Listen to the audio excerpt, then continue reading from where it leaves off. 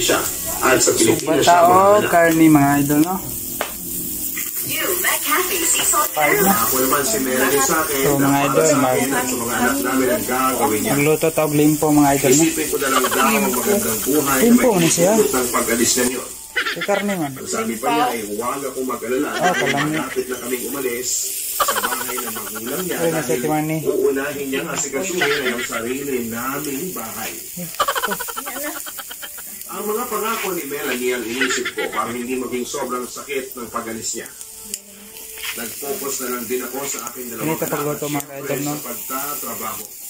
Kailangan palagi natin siyang balik ka rin Hindi pa nakumito sa aking para trabaho. yung kanyang lasa Na hindi nakapagpadala palaging si Melanie dahil inuna niyang bayaran palaging nakadikit. Ang kamag-anak niya para makali siya. Sana all dikit. Sa isang malaking shopping mall siya Kaya sa- trabaho sa Dubai. At sabi niya ay meron pa siyang sideline na pwede nang magpadala si Melanie ng pera ay nagulat ako sa laki ng una niyang padala. Tuwang-tuwang magulang ng asawa ko kasi hindi nila Hadi sa lakad nila. Dinala muna niya si Hadi sa isang massage parlor at nagpaalam siya rito na magpapasama sa akin para bumili ng grocery.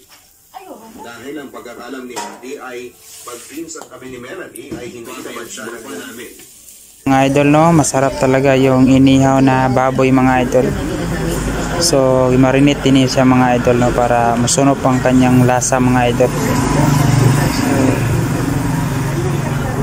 Grabe, sobrang sarap ng timplada mga idol, no. Magtiis na lang daw muna kami. Ito ka sarap tignan yung ating inihaw na baboy mga idol, no. Yan mga ka-idol, no. Ay sinabi niya sa Shoutout sa lahat ng sumuporta sa ating YouTube channel. meron siyang asawa. Pakita nyo sa ating FB page mga idol, at sa ating mga reels mga idol, no. Thank you sa inyong suporta mga ka-idol. Okay, mga idol, no. Pinahawakan ko ang sinabi. Ito ka sarap tignan mga ka-idol, no. Medyo itim-itim na konti mga idol. Yan po ang ating inihaw. Meron pa tayong isda mga ka-idol, no. Yan. So yan, dalawa lang po yung ating isda mga ka-idol.